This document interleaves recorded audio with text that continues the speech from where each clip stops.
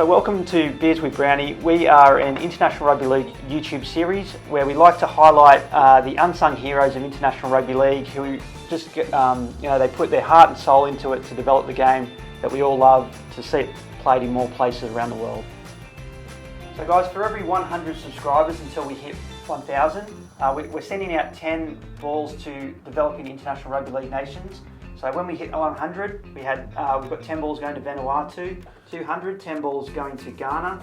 We're just about to hit 300, so that's going to Cameroon. So guys, help us get to 400, then we'll send another 10 balls out, and that will really help those nations out. Okay, so if we can even get to 10,000 subscribers, so I know it's a long way off, but you never know. When we monetize this channel, we want to support the Solomon Islands Rugby League and get their domestic competition going and help fund that in the way of resources, coach education and so forth. So please drop a like and subscribe and spread the word about this channel, and let's help grow International Rugby League together. So I'd like to welcome our guest for today's episode, the current North Devils Operations Manager, Shane Morris. So Shane, welcome to the show. Thanks for your time. No, thanks Phil. It's my pleasure, mate. So Shane and I, we first met back in, I think it was 2005, when the Fiji under-16s team were touring, and Shane kindly asked me to be part of the off-field staff, which, I can't thank you enough for that experience. It was amazing. The whole team were Fiji domestic players except for 3 Harold Matthews players, including a young Kevin Nagama, who we all know went on to the West Tigers and is currently at St Helens. The team played Redcliffe Dolphins, Sunshine Coast, Bribie Island, and everyone walked away better for the experience. So Shane, welcome again, and let's get stuck into the questions. Awesome. So each episode on Beers with Brownie, we like to support a beer that supports rugby league. So it was only fitting that for our first Queensland guest, we've gone with 4X Gold. So 4X are a big sponsor of rugby league, and in particular the Queensland Maroons State of Origin team. So cheers to 4X for your support of rugby league. Cheers, Shane. Cheers, Phil. And for our new viewers, guys, every episode I like to wear a piece of International Rugby League clothing to show my support. And since we met through the Fiji Rugby League, I've got my Fiji Bardi top. So a big shout out to everyone back in Fiji. The game seems to be going from strength to strength over there, so we wish you all the best, and best of luck to the Covetti Silktails as well in the Ron Massey Cup. So showing my support for Fiji. So Shane, my first question, so how did you fall in love with rugby league, and which team did you support as a youngster? Well, a bit a while ago at school, I didn't play much club footy, and lived in a little small town called Beachmere. So I had about 40, 50 people that really lived there. So wow. Going to school and making mates, and they all played footy, so you just went along there and played school footy, then got in the club and a bit of rep footy as well. So nice. So growing up, obviously was it 88? I think the Broncos come around, and I was in grade 8 then, so just a normal transition and go for a local team. But before that, it was the North Sydney Bears, with Florimo and all those sort of blokes. Gary Larson, Billy Moore. Yeah. So exactly right. So that's just the team that the 2 teams I sort of followed when I was a kid. Fantastic. So Shane, in 2004 you became the head coach of the Nabua Broncos in the Fiji domestic comp. So tell me how that all came about. I just had an opportunity to go to Fiji with my partner. She was working over there, and had 2 young kids. Claude, she would have been 4 then, and Hayden would have been 2. So I was lucky enough to only work part-time and look after the kids, so it would be a great opportunity to go over there. And I wasn't thinking about rugby league until I read the Fiji Times, and there was the chairman back then, Alitia Tangitupu, he's no longer with us anymore, but they're looking for help. So I actually wrote him a letter and track him down. He's working for Colonial Bank, and how I could help rugby league in Fiji.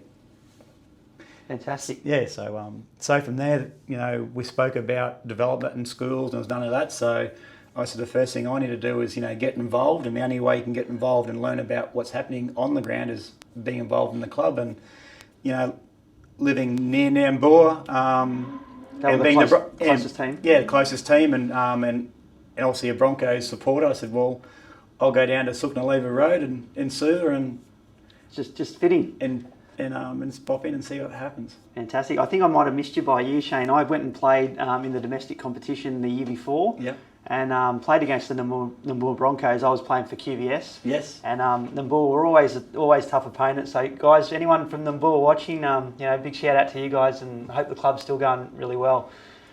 So Shane, the year after, in 2005, you move over to the Nadi Eels as a head coach. Yeah. So what made you move from the east to the west of Fiji? Oh, just my partner with her work. She was based in Suva, and she was involved in setting up rural banking in Fiji. So trucks or people go around to villages and actually taking the banking to them. Oh wow! So they were had to move over to Nadi for implement that section, through the interior, and on that side of the country. So went over there, and I knew a couple of blokes from the Nadi Eels, and a Messi Morale. He played 13 for lock for Fiji Bardi in 2004 against the Cook Islands. So right.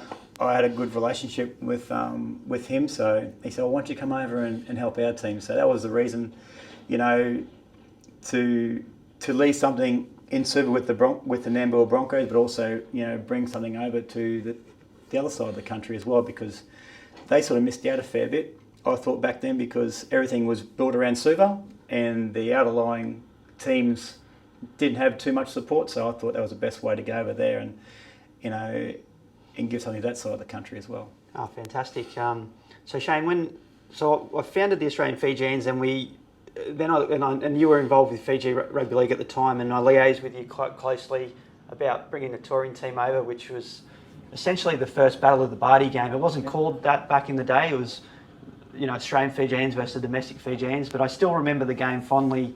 The first one at in Nassori, is it Ratu Sukarnavalu Park? Yes, correct. And it was fantastic. So, you were instrumental in getting that tour off the ground.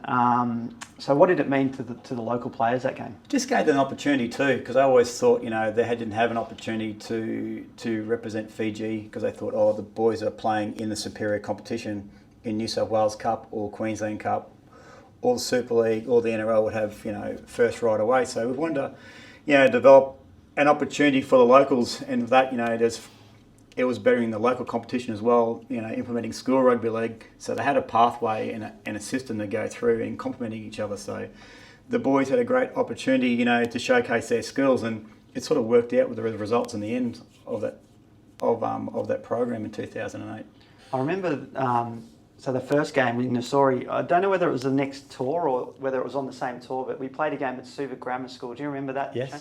And I had a young Aquila, he was 17 years old. Aquila Awadi was I was right centre and he was my right wing, and I kept joking with him that I've taught him everything he knew. Yeah. So, not really, but I knew he was going to be a superstar. But no, it was a fantastic tour, and and everyone still has fond memories about it.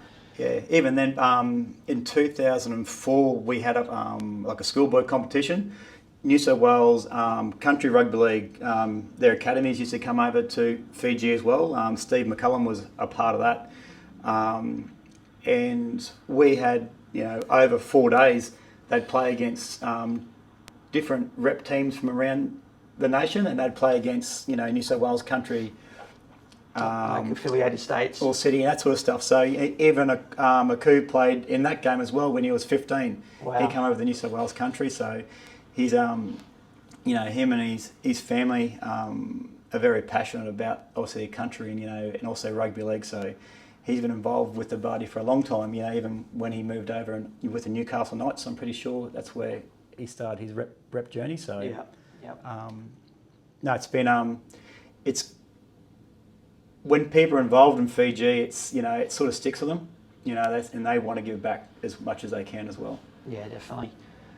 So Shane, in 2006, you start working with the Melbourne Storm for 3 years. So tell us about that experience. Oh, it was awesome. It's just it was rugby league in a foreign country. It's very similar, going into say Fiji. Fiji is very dominant in rugby union, as we know.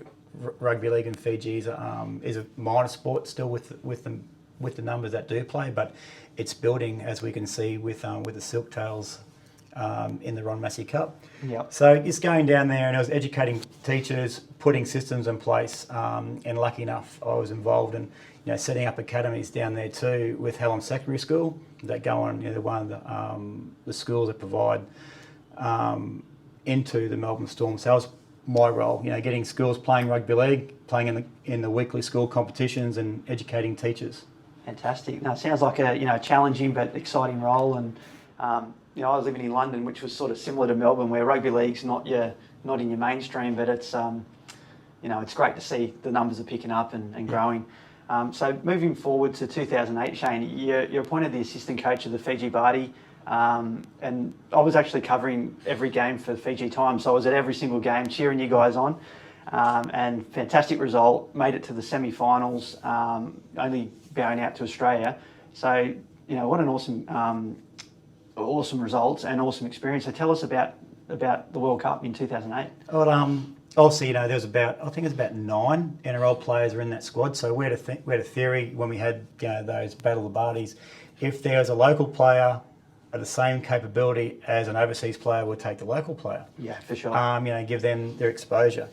And so there's another fella that was instrumental in this. Was Joe Rambelli. That's the current Fiji Barty coach. Good man, Joe. If you're watching, yep, you're a good man.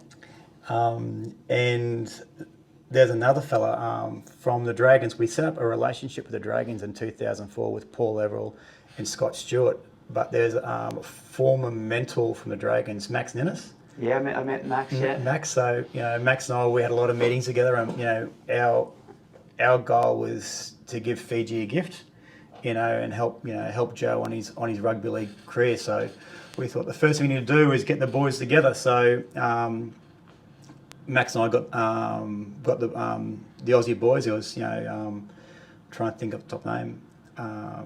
Ashton Sims, Jared was in that game. Yep. Aaron Groom was at the Bulldogs at the time. Yes, he was. Yep. Nick Bradley Kuala-Longa, I think it was. Yep. Yep. He was at the London Broncos and Manly Seagulls. Yep. So there was a handful of those boys. We said we need them to bond together. So when they got off the plane, they stayed in Suva for a night. Then we had the local Fiji boys are in camp for 3 weeks prior to that. Yep.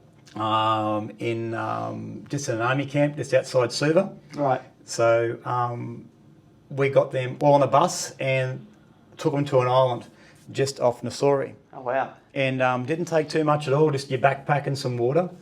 And we put them into areas they come from. So what village or what province they come through, that's where we put them in groups like that.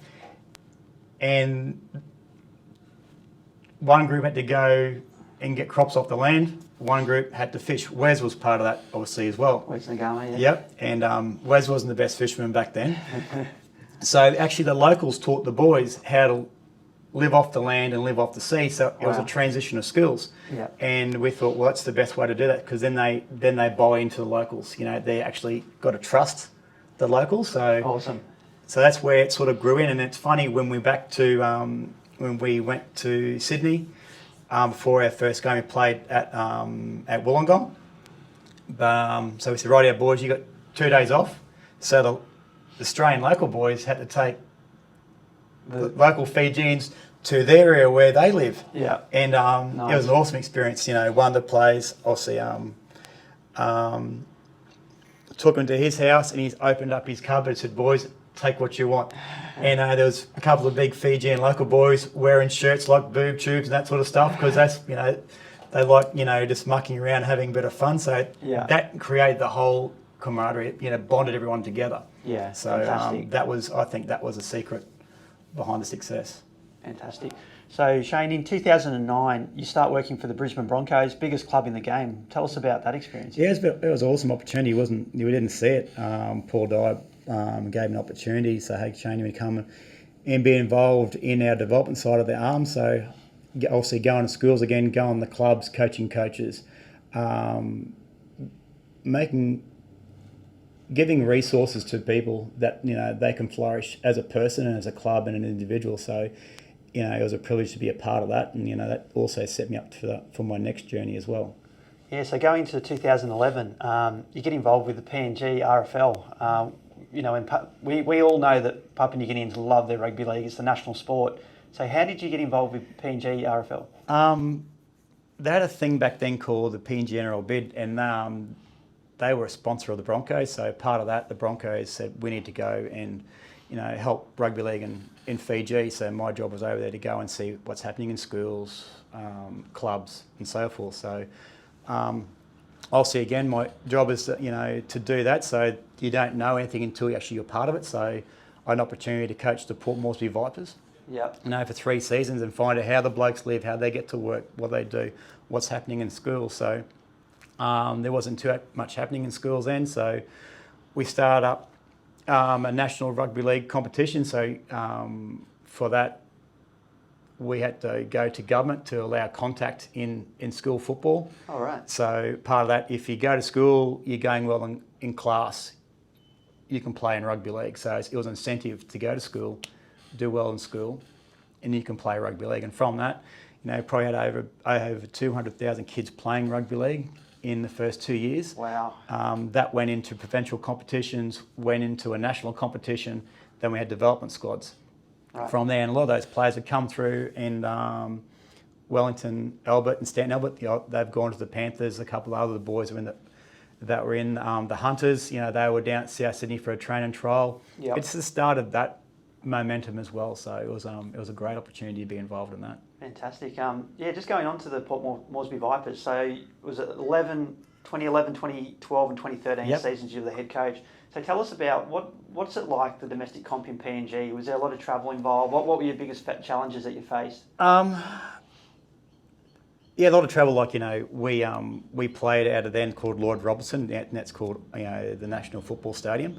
So they play test matches over there? It's like, where we had the Hunters. The Hunters were based out of Kokopo first, but while we're getting the stadium done, then they moved to Sir John Guy. Now there's another stadium there called All Search. So nice. They'd done all that because of 2015 South Pacific Games. They had to build some stadiums.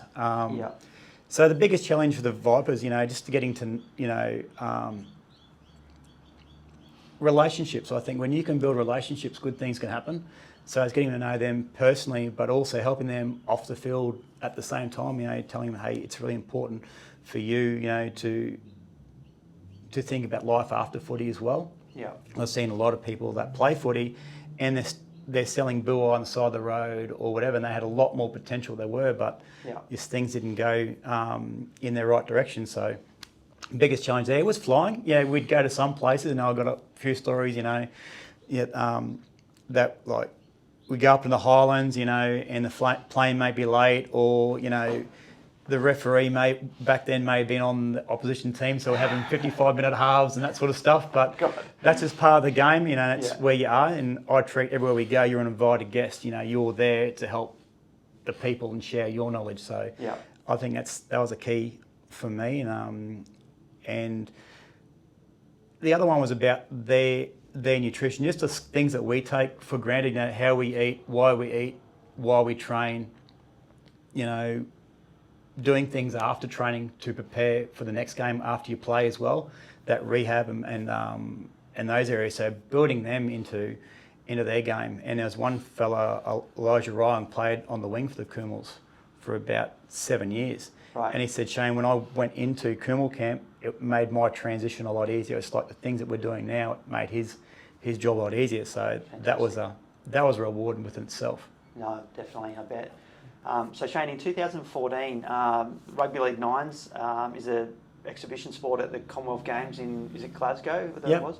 So Papua New Guinea performed exceptionally well, winning the gold medal. And you were the head coach. So tell us about that. What an amazing achievement. Yeah, well, there was two of us. There was Dennis Miles. He was a secondary school teacher from Ley. So Dennis was the head coach, and I was his assistant and advisor how to do things. So we had a plan in place. We had a great preparation for about 4 months leading into it, and it was a purpose for our boys to go forward, and a stepping stone into the Hunters or into Digicel Cup. And a lot of those players are playing for the Hunters now or in the Digicel Cup. So that's what it was about, having a growth path and a plan. So the boys getting on the plane, we had a process. So we had like leaving Port Moresby, go to Singapore, Singapore to Dubai to Glasgow. So that was our bus trip. But everyone was disciplined. When we got off the plane, we're doing stretching, we're doing rehab, we're making sure that we're preparing for the game. Yeah. Even when we got to the hotel, we lived right beside the airport in Glasgow. So we're there for 4 days. So the boys knew, hey, we had a job to do. We'll have some time off and we'll go see some things. But it sort of worked out well. Things went our way, and the boys, they're a very proud country, like every other nation in the Pacific. They wear their heart on their sleeve, and then going forward, Stanton, Watson Boas played for the Hunters. Kummel's now over in Doncaster for in the UK.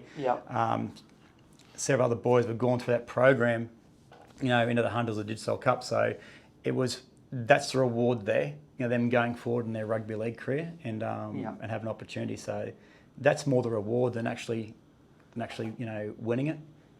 Absolutely. Yeah. How did they, coming from PNG, hot climate, going to Glasgow? Oh, we were rugged up, eh? It'd be like a Cool Runnings type. It is. So, but we got in the habit. Even in Port Moresby, every day we'd have an ice bath, get in there a little bit longer than you should, just preparing ourselves. When we got there, just acclimatising straight away. Don't not being all rugged up or whatever. When you get back, we had ice baths in our rooms and so forth. We had an opportunity to go to a shopping centre in Scotland. They've got a ski range, so we took all the boys there. They muck around in the snow and those sort of things. So having fun, but also it's an education in acclimatising at the same time. So it was good. We went up and took them around to all walked the streets in Edinburgh as well. So they had a bit of soaking it all in, things that they see or they hear about. They actually were there walking the streets, in the castle, the whole lot. So it's a great life experience. Yeah, and that's what it's about. A lot of people in the Pacific, they have trouble, reading or writing or comprehending, but they know about their sports players, they know about their fields, they know about everything. They can tell you, like in PNG, they can tell you how many games like Alan Langer's played, or what Xavier Coates is doing, or what's happening with other players. They can tell you straight away. So I think it's a great tool to use to educate people. Definitely. Okay, Shane, so in 2015 and 16 you become the PNG CEO and Operations Manager.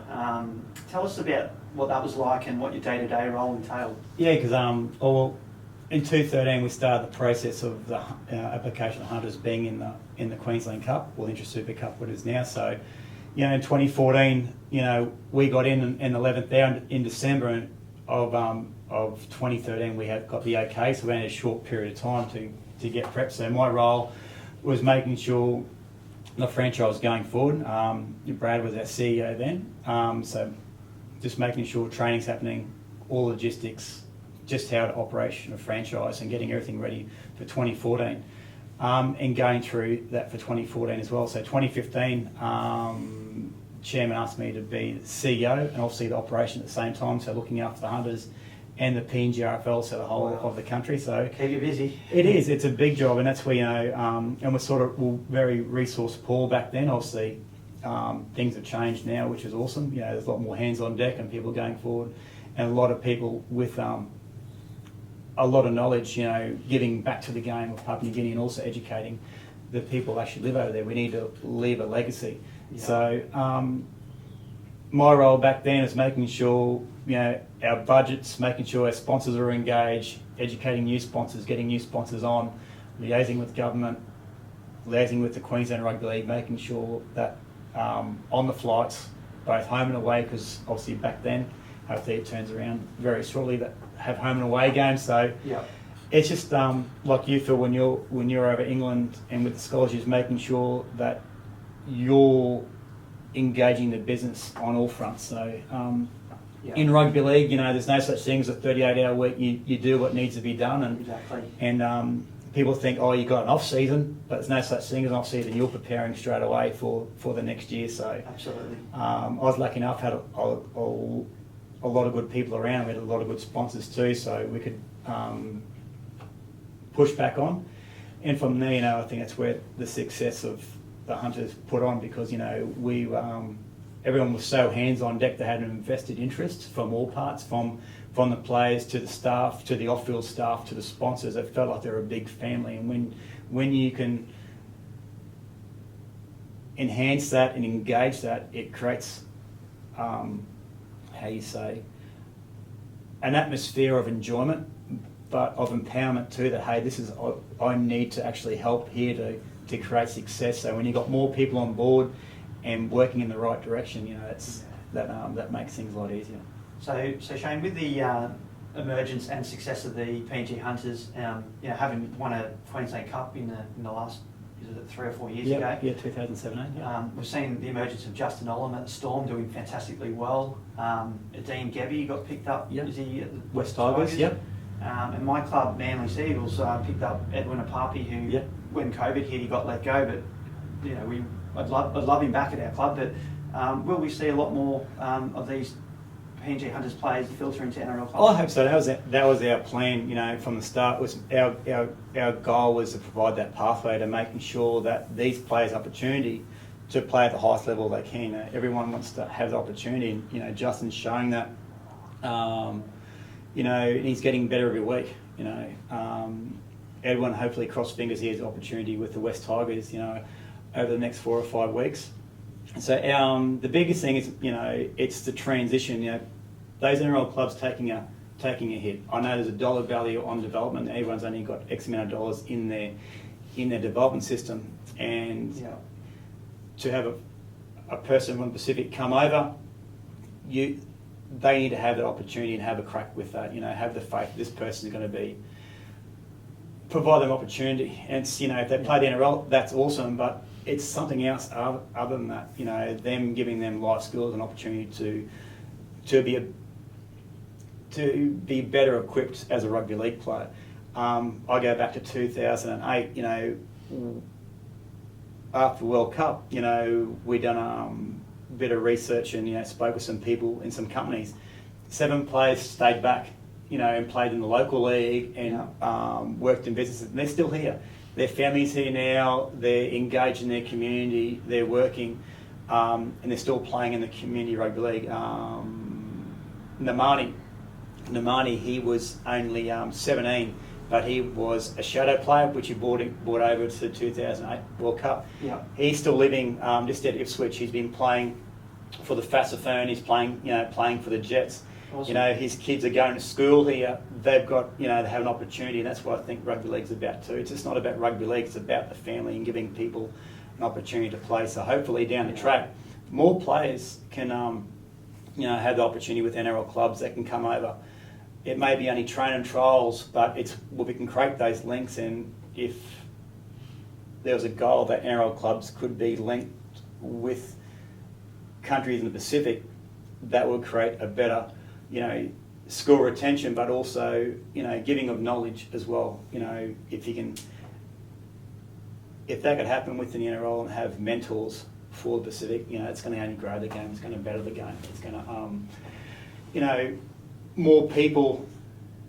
My theory is if we could put knowledge in the coaches, those coaches go out, and it's not a one tick and flick, thank you very much, but an ongoing. We can use WhatsApp, we can use FaceTime, we can do other Zoom, other methods to coach the coaches in the Pacific. Well, they're going to go out and continue to develop the game, and that's where we have a greater touch of those coaches with the players. For instance, it may be Manly linked with, say, Fiji, and that. Doing the essential skills, the core components of what we need to do, grip, catch, pass, showing, having that one-on-one mentoring over the internet. But they're also showing Des Hasler the Manly way. So it's engaging that way too. So maybe only with their development squads they have, but okay, Jeremy Bailey's going to come over now, so he's got that backward grounding already. What that knowledge is. So we could do those things. in a cost-effective manner, that would be a great way to continue rugby league and growing it in the Pacific. That's only my thoughts anyway. Well, as you touched on, Shane, there is a development cost to the clubs for bringing overseas players in and so forth, housing them and, all the cost that goes with it. So one of my mottos is I want to support all clubs that support the game. So if a club has an overseas developed player, like a Semi Valame, players that have come over from Fiji or Tonga or wherever it may be, I'll buy a membership for that club. So if I just want to show my support that they're actually bringing in PNG players, bringing in Fijian players, because it's only going to be good for the international game in the long run, having more talent in the NRL. Oh, 100%. That's where international game. Rugby league, it's really good nationally. It's one of the. That's where we're involved. We love the sport, and it's a great sport to be involved in. But internationally, I think there's still so much work to be done on just helping even the local leagues on their governance how to run the game. Even simple things, doing draws, referees education. If we could put that emphasis, into each Pacific country, it's going to be a great outcome as well. We want them to be sustainable. We talk about relevance, we talk about opportunity, we talk about governance. So, we need to focus on those things. What's relevant to our game? Relevant to our game is making sure, yes, we got supporters, yes, we got people involved, but we want to see a better game overall. So we need to put that energy into making the game better, and that's putting that energy back into people that volunteer, that love the game, that, a lot of people in the Pacific, they haven't got jobs, but they're working their backsides out in the game that they love. So it'd be great if we could, have the powers that be to help and flourish that into a successing and an ever-evolving environment. Yeah, absolutely. So Shane, your current role, you are with the North Devils as the operations manager. So tell us about that role. Yeah, like last night, we up in Emerald. So say a day away game yesterday, we played the Capras up in Emerald. So my job was making sure all the logistics, getting the boys on the plane, making sure that coach, I ain't worry about coaching, everything else I sort of looked after. So my role is just to making sure that everything happens on time. Getting the boys on the plane, getting them off the plane, injury management. We've got a couple of good assistants that do that. Kelly and Megan that look after our players pre and post game, and just preparing for the next game as well. So that's what my job's about. So yesterday we airport at 8 o'clock, catch a 9:30 flight, get an Emerald at 11:15. The Colts play at 2 o'clock. IC play at 6 o'clock. Back on the plane at 9:15, back into Brisbane. Big day. Get them home. So then obviously, after the game, my role is you're preparing for the next game already. That's what we're about. So that was my role yesterday, but also just making sure our home game, the experience is enjoyable for players, both home and away teams, but also our fans. And we've got 11 development clubs, that link into us. So it's making sure our relationships are solid with them, going out to those clubs, and assisting their coaches, and also in the schools network as well, making sure that, we have a good relationship with them and help where we can.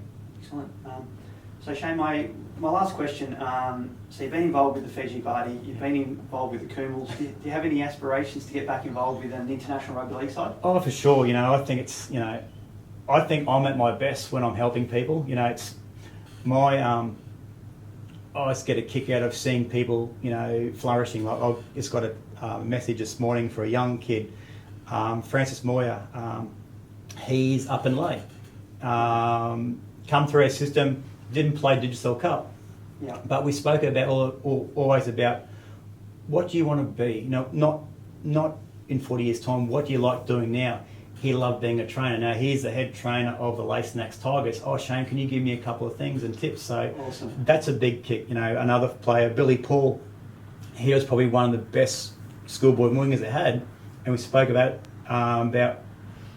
life after football. He's taken an opportunity. He's in Medang at university up there at Divine Wood University, studying to be a physiotherapist. Oh, great. So that's the sick story. Even in the Hunters, the boys got paid, and it wasn't that much, but it was a bit more than what you normally get in Papua New Guinea. One bloke, Roger Lacker, he invested in PMV, so he's got a little business. Another bloke invested in a Lucas mill and chainsaw, so he went and built some buildings and a school. Awesome.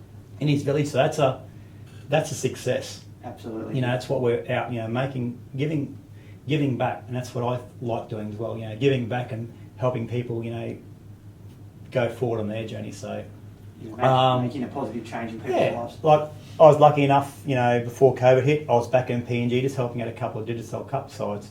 Yeah.